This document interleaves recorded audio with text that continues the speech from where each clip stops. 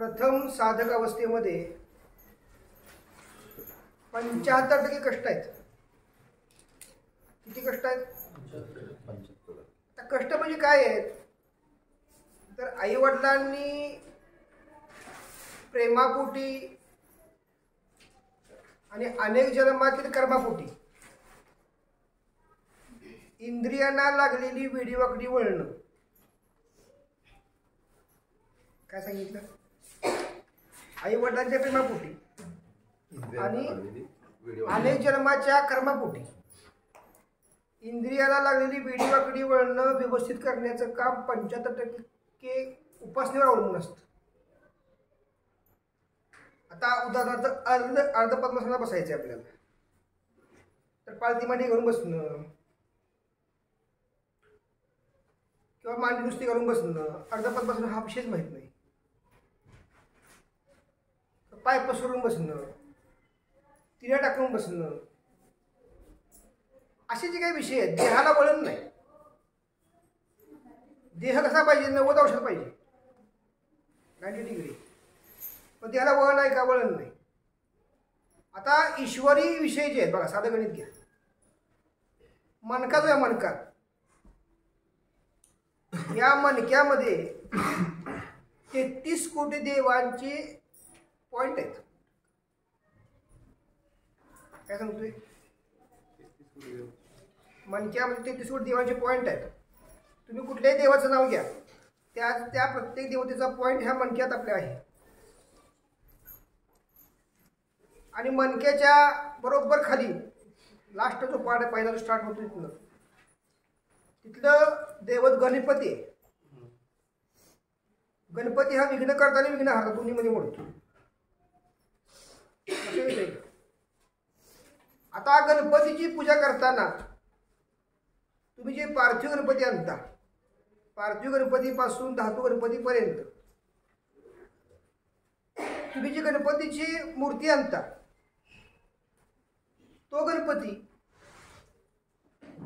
आणि महागणपतीत फरक काय? कोण सांगत? गणपती मूर्ती आणता का नाही, त्या गणपतीमध्ये आणि महागणपतीमध्ये फरक काय? बघा, आता तुम्ही गणपतीची जी मूर्ती जी आणता, तुम्ही त्याला नाव दिलं. काय नाव दिलं? श्रीमंत दगडूशेठ शेठ, किंवा तुम्ही लालबागचा राजा, तुम्ही त्याला नाव दिलं. हे नावं दिलीत, ही मानवी नावं दिलेली आहेत. काय सांगतोय? आता गणपतीची व्याप्ती किती आहे? आपण एक चरण घेतलं, चरण. इहलोकापासून स्वर्गलोकापर्यंत नुसते चरणच आहे. काय सांगतोय? चरण निघून जाईल मरण, तू चरण निघून जाईल मरण. चरण केवढा आहे? व्याप्ती केवढी चरणाची? इहलोकापासून स्वर्गलोकापर्यंत, तर परलोक पण आला. गणपती केवढा असेल?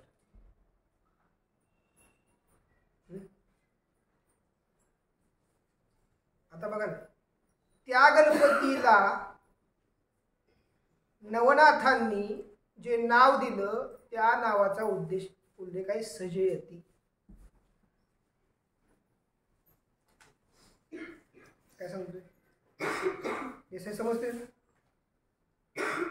तुमच्या घरात जो गणपती आहे, पार्थिव किंवा धातू, त्याला नाव दिलं माणसानं. किंबहुना अष्टविनायकाची नाव आहेत, ही सुद्धा नावं माणसाने दिली. बरोबर ना?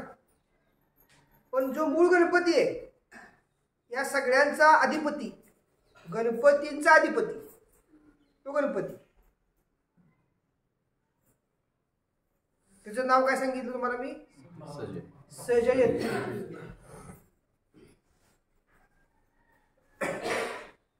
तो गणपती कसा आहे? त्याने एक सेल टाकला खाली. मग सांगितलं, अवतार घेतले, सेल टाकले. मग मूळ जो गणपती आहे, राशीम नाशयती विघ्नानाम, त्याच्या चरणाच्या नुसत्या वंदनानं, स्पर्शानं, वंदनानं अनेक जन्माच्या राशींचं विघ्न नाश होतं. काय सांगितलं? म्हणजे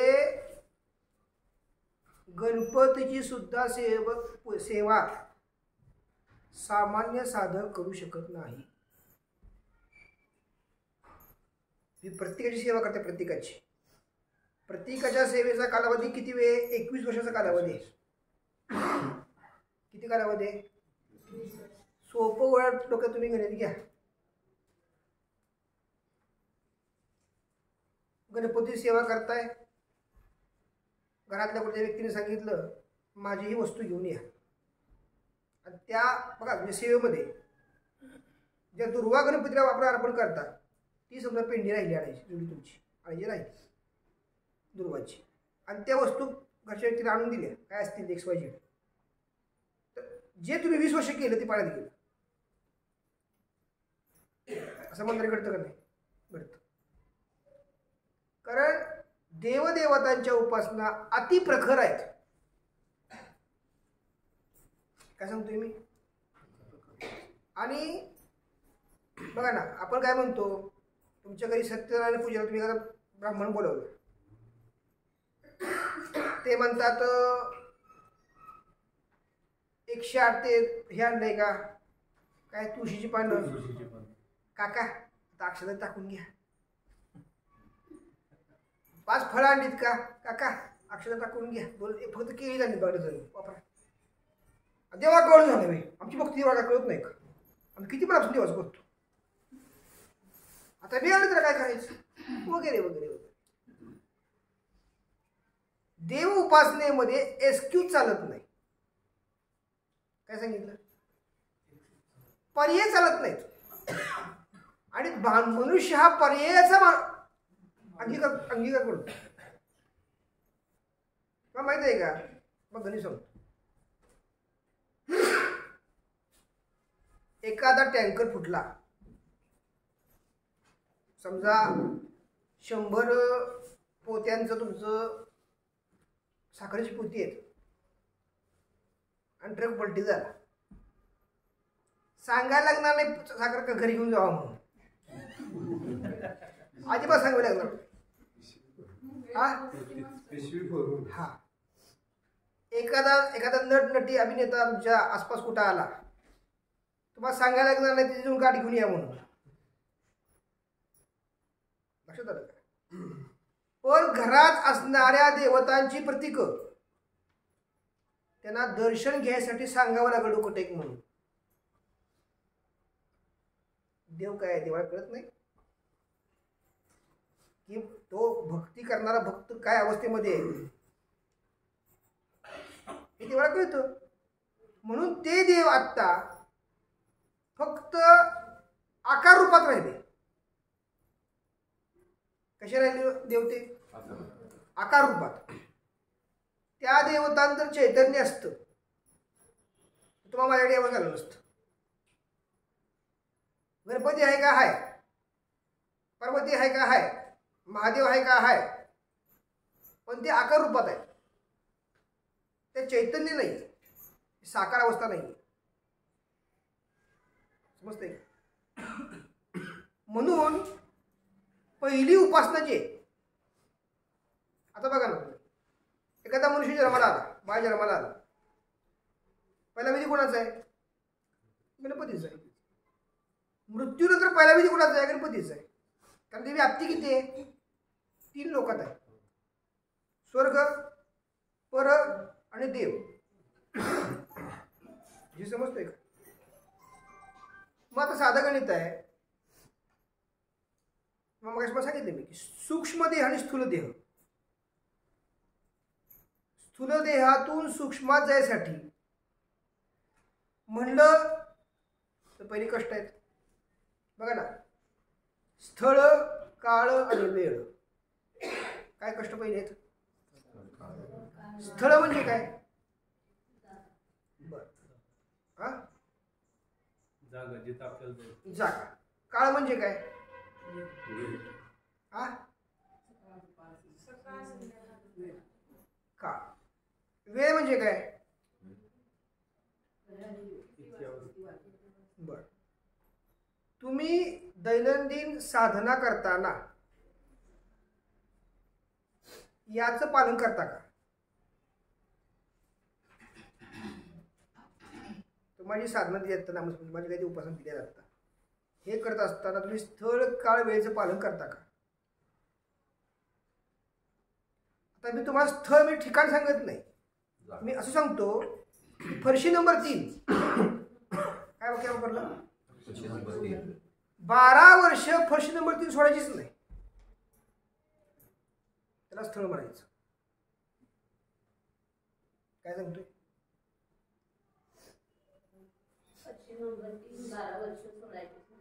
त्याला स्थळ म्हणायचं. काळ म्हणजे त्या फरशीला बसताना मी सकाळी 7 ला बसतोय का 8 ला बसतोय, हा काळ झाला.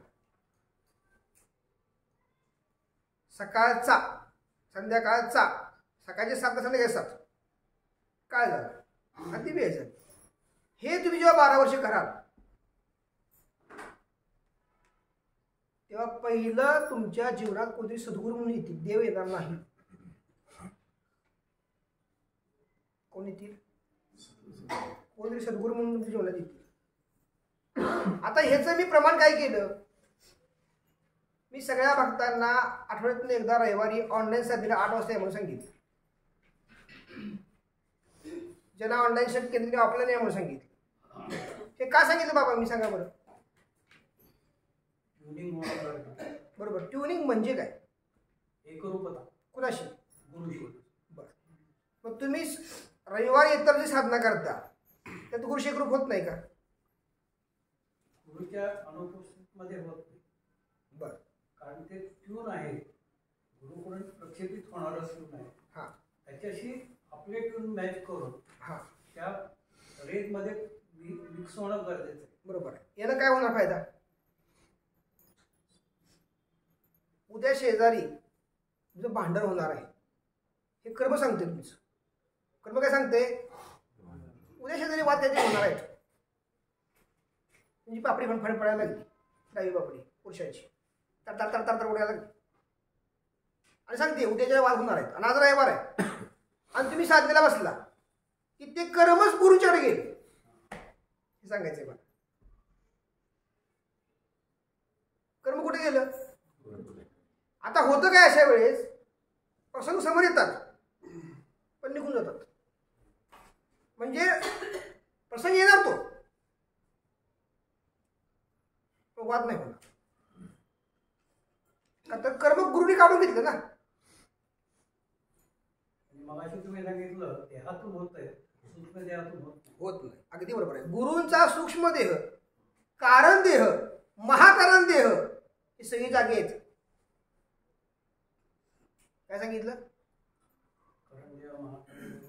सगळी जागे आहेत. तुम्ही त्या एका रविवारच्या साधनेची 1 लाख रुपये जरी गुरुने दिली किंमत, आता मी तुम्हाला लाख रुपये देतो, मला साधनेच्या ती शक्ती द्या, मी देऊ शकत नाही. आणि खरा भक्त ह्यातनं समजतो. काय सांगितलं? तुम्ही मला गाडाभर जरी वस्तू आणून दिल्या, नाशिवंत आहेत त्या.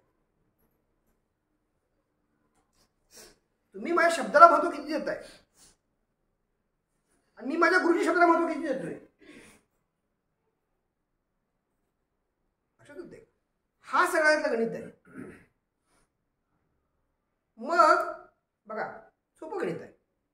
आपण जर मी 12 वर्ष म्हणजे 3 वर्ष म्हणतोय, 12 पण नाही, 3 वर्ष तुम्ही जर दर रविवारी ऑन राहिला, ऑन 3 वर्ष, तर तुम्ही जिथं राहताय का नाही, ज्या गल्लीत मोहल्ल्यात, त्यात तुम्ही कोण आहे सांगायला कोणाला लागणार नाही. स्वानंद कळतंय का?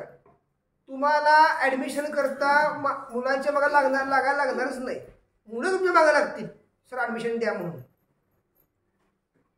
कधी? 3 वर्ष रविवारी 8 वाजता दर रविवार. कारण गुरुचं ठिकाण फिक्स आहे. असं झालंय का आज या पर्वतावर, उद्या त्या दरीत, पर्वताच्या झाडावर, गुरु फिरतायत, भक्ताला फिरवत आहेत. हा, भक्तांच्या कल्याणार्थ काही ट्रिप निघाली, भक्तांच्या कल्याणार्थ, तर गुरुप्रवासात सुद्धा तेच करतात. पण शक्यतो मी ठिकाण बदलत नाही. आणि तुम्हाला ऐकून चांगलं किंवा वाईट वाटेल, 27 वर्षात मला माझ्या मर्जीने जगता आलंच नाही. काय सांगतोय, मी कधी माझ्या मर्जीने जगलोच नाही. त्यांनी सांगितलं ते करायचं, आपली बुद्धी वापरायचीच नाही. म्हणून तुमच्यासारखी बाळं मला मिळाली. लक्षात आलं का? जर मी स्वतःला म्हटलं असतो, शाळा समजून बसलो असतो, तर ते मला म्हटले असते, थांब जरा, पुढच्या मी बघूया. तुझं तुझा अहम तोंड कुठेतरी शिल्लक आहे, तू जाऊ देत. लीनता, ते म्हणले रविवारची साधना सुरू कर. लीनता, हरकत नाही. गुरुंना ज्यावेळेस आपण सांगतो की मला त्या दिवशी जमणार नाही, हे बोलण्याची सुद्धा हिंमत किती मोठी असते. लक्षात आलं? आता तुम्ही मला सांगा, तुम्ही टेलिपॅथीला तुमचा सूक्ष्मदेह विकसित नाही. काय सांगतोय? टेलिपॅथी तुम्हाला सूक्ष्मदेह विकसित नाही. स्थूल देहातून साधना द्यायला तुम्हाला त्या दिवशी याला वेळ मिळत नाही. उद्धार कसा करायचा? बर, तुम्ही समजा आज अगदी मला प्रेमानं बोलून किंवा नफरतीनं बोलून ती वेळ मारून नेली. तुमच्या घरातली जी पुढची पिढी आहे ना, हे सगळं बघत असते. आणि तुमच्यातले दुर्गुण पण ती घेते, सुगुण पण ती घेते. ती विचार काय करते, आपले घरचे लोक दादांच्या साधनेला हजर आहेत का? ठेंगा. आपण कशा जायचे? डबल ठेंगा. आता विषय काय आहे, माझ्यासारखा व्यक्ती उपासक पुढच्या पिढीला लाभण्याची गॅरंटी नाही.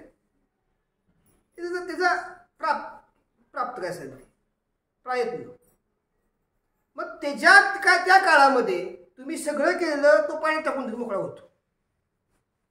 आमचे वडील बोलले होते बाबांना, ह्याला दादांना, सामना जमणार नाही. ते वाक्य तो फेमस करतो. तो हे फेमस करत नाही की आमचे वडील चुकले, आई चुकली, त्यांनी नाही साधना केली, त्याने दादांचं नाही ऐकलं. हे फेमस नाही करत. आमचे बोललो की ते दादा साधना करणार ना, म्हणजे ठीक आहे ना पुरुष. पण ते इतकं वाढत पण जातं की निगेटिव्हिटी सगळी वाढत जाते. लक्षात आलं? म्हणून गुरुमार्गामध्ये ज्या उपासना आपण घेतल्यात त्या पूर्णत्वाने गेल्या पाहिजेत. तुम्ही जास्त काही करू नका. ठीक आहे, तुम्हाला सूक्ष्म द्यायची गरज नाही, कारण द्यायची गरज नाही, महाकारण द्यायची गरज नाही, काय हरकत नाही.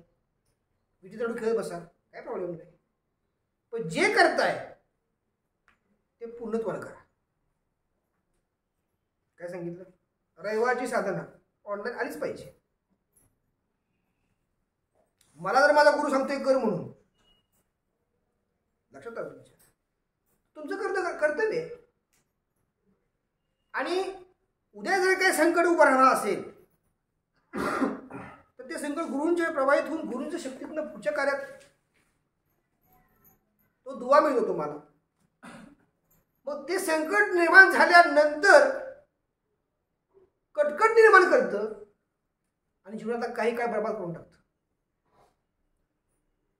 तुम्हाला माहित आहे का, आज मी तिला मनुष्य सुखी नसण्याचं कारण काय माहिती आहे का? माणसाचं पूर्ण अज्ञान आहे. काय सांगतोय? तो ऐकतच नाही. समर्पण देणं भावना नाहीच आहे. नुसतं फक्त म्हणायचं तांबूल समर्पया, आम्ही म्हणायचं फक्त.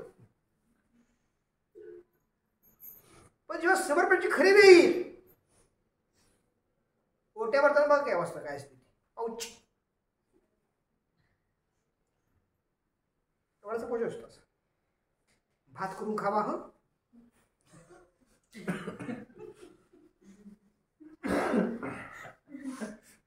आणि तीन नमस्कार करायचा. म्हणजे तीन टक्के किती वर्षापासून तीन नमस्कार आहे. पारंपरिक आहे सगळं आहे. मी सोडलेलं नाही पारंपरिक आहे सुद्धा. पण पारंपरिक कुठं होता? नमस्कार पुन्हा मला मागू नका.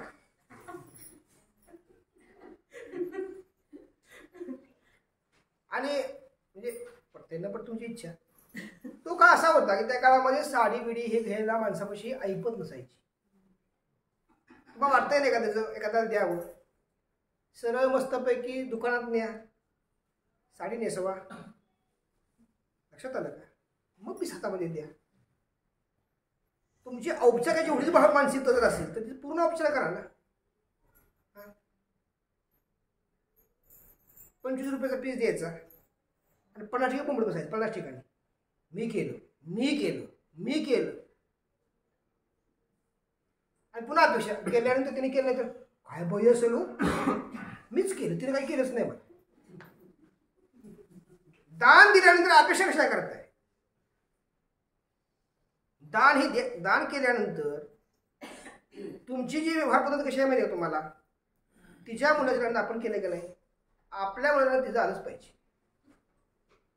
नाही आलं की मग कशाची काय व्यवहार पाळत नाहीत काय नाहीत. बरोबर मला सगळ्यात बघत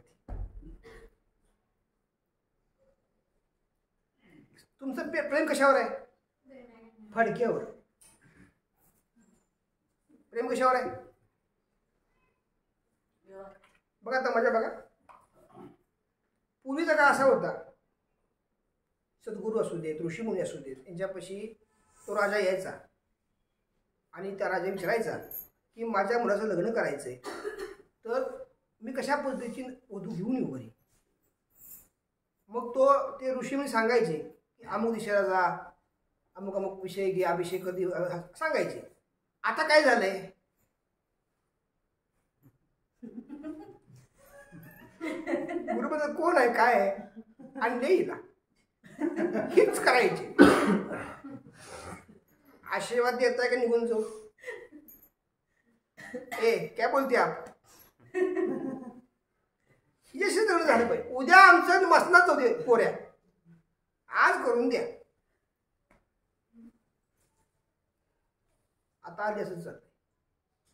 काय बदलला? पूर्वीचा काय कसा होता, गुरूंच्याकडे जाताना एक वेगळ्या पद्धतीचा एक आनंद असायचा की बाबा गुरूंच्याकडे निघालोय आपण. किती दिवसांनी जाणं असायचं, काही गोष्टी असायच्या त्यामध्ये. आता कसं गुरूंच्याकडे जाणं आपलं आहे, मला बघितल्याशिवाय ती प्रसन्न होत नाहीत.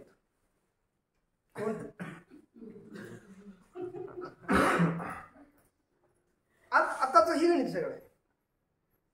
गुरुही बोलून भक्ते त्याचे महाभाऊन. म्हणून काय केलं माहिती सध्या गणित, देवतांनी पलायन केलं डोंगरावर. काय केलं तुला माहिती आहे का? सूक्ष्म शक्तीपासून सूक्ष्म कारण महाकारण ह्या शक्ती आज मितीला समाजामध्ये अशा ओपन देता येत नाहीत. याचं कारण काय? गैरवापराचे चान्स खूप जास्त. गैरवापर म्हणण्यापेक्षा द्यायचं कुणाला प्रश्न पडतो.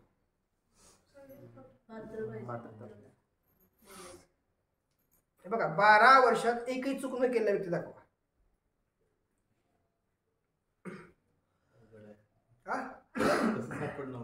तसं सापडलं पाहिजे तरच ते देता येत राहील. आणि गुरु काय सांगतील करायला, ती काय तुमची तयारी पाहिजे. काय होतं गणित, आई म्हणली, वडील म्हणले, बायको म्हणली, नवरा म्हणला, मग आता करा माझं अशी सांगणारे भक्त फार आहेत. पण गुरु तुम्ही म्हणताय म्हणून करतो म्हणणारे भक्त किती येतात. काय सांगते? म्हणून ही पहिल्या अवस्थेत सगळी लोक जे आहेत यांचा मालक कैलासपती कोण आहे? पुनरपी जननम पुनरपी मरणम. काय सांगितलं? पुन्हा पुन्हा तीच अवस्था आहे, जन्माने मृत्यू. मग त्यातून बाहेर तुम्ही कधी पडू शकाल? बघा पुण्यात्मा म्हणजे कोण सांगू शकताय? हा खरं बोलतो तो नाही, जर तृतीय नेत्र जागृत झाला तो. काय सांगितलं? बघा ना, साधं गणित आहे. अहो, ज्याला सूक्ष्ममध्ये जाता येत नाही तो पुण्यात मग होईल का? आमचे हे सज्जन आहेत, बरोबर आहे, तुझ्या पुरते काय सांगितलं? तुझे हे सज्जन तुझ्या पुरते. भगवंताला म्हणलं पाहिजे हा सज्जन आहे म्हणून. भगवंत उलट म्हणतो, सज्जन तुझ्या संग असू दे ब्रह्मानंदी सुख होईल. काय कळलं? बघा, पहिली स्टेज जी आहे 100% अज्ञान आहे. कुठलं? साधक अवस्था. साधक अवस्था कशी आहे? त्यानं मांडी घातली, हिनं घातली, त्यानं नाकाड बोलून घातलं, हे नाकाड बोलून घातली. त्याला वाटलं कुठल्या तरी प्राणायाम करतोय, द्रविड प्राणायाम. तो म्हणतो नाकात बोट का घातलं? तू घातलं, मी घातलं. तो म्हणून मी शेंबूड काढा घातले. असं झालं का? सॉरी. पहिली स्टेज लक्षात आलं का? दुसरी स्टेज सुरू होती का नाही, तो ते नाकाड बोट जरी घातलं तरी आपण फक्त असं करतो, हसतो फक्त आपल्याला. पण आपण नाकाड बोट घालत नाही. बरोबर का नाही? प्रश्न सुद्धा निर्माण झाले पाहिजेत. काय सांगितलं?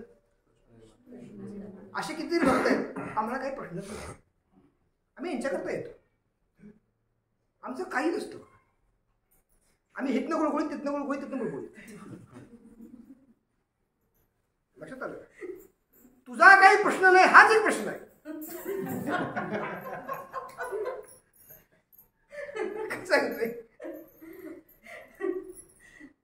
तुला प्रश्न नाही जाता का? तरी प्रश्नच तू आहेस ना. प्रश्न कसा असेल? प्रश्न उत्तर असतं.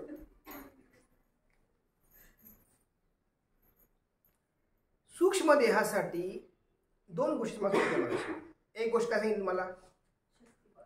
शक्तिपद गुरुनी केला पाहिजे. आता मला ही कथा सांगतो, छोटीशी कथा आहे बघा. मूळ ऋषी गार्ग. मूळ ऋषी कोण? गार्ग ऋषी. गार्ग ऋषींचे शिष्य सांदीपनी ऋषी. आता कृष्ण आणि बलराम ऋषी गार्गांच्याकडे गेले होते साधना शिकण्यासाठी. आपण काय म्हणू आपल्या भाषेमध्ये? गुरु करा म्हणून घेऊ, समजा हरकत नाही, शिष्य म्हणून घेऊ त्यांच्याकडे. तर गार्गी ऋषीला माहिती होतं हे कोण आहेत ते. ते काय म्हणले, मी तुम्हाला काही साधना देत नाही, माझ्या शिष्याकडे जाऊ म्हणले. शिष्य कोण? सांदीपनी ऋषी. सांदीपनी ऋषींच्याकडे गेले आणि त्यांची सेवा इतकी मनापासून केली की त्यांना असं वाटलं सांदीपनी ऋषींना की कृष्ण बलरामाला आपण शक्तिपाताने सगळी विद्या देऊन टाकूया. त्यांनी निश्चय केला.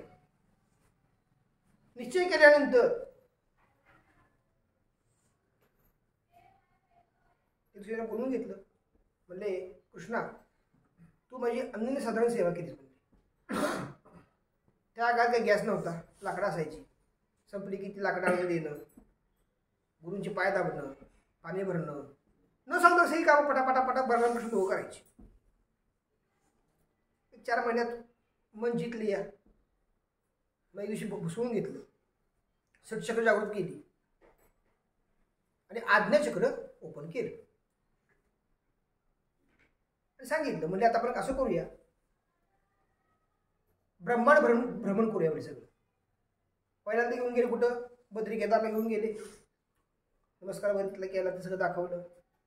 ब्रह्मांड फिरले आणि त्यांना असं वाटलं की आपल्या गुरूंच्याकडे घेऊन जाऊया, गार्गी ऋषींच्याकडे. पण ते गार्गी ऋषींकडे घेऊन गेले. गेल्यानंतर ही समोर बघा कुठल्या अवस्थेत ते आहेत? सूक्ष्म अवस्थेत. तिथं गेल्यानंतर गार्गी ऋषींनी काय केलं? कृष्णाला नमस्कार केला. साधेपणी पाव चढली. म्हणजे माझा शिष्य आहे हा.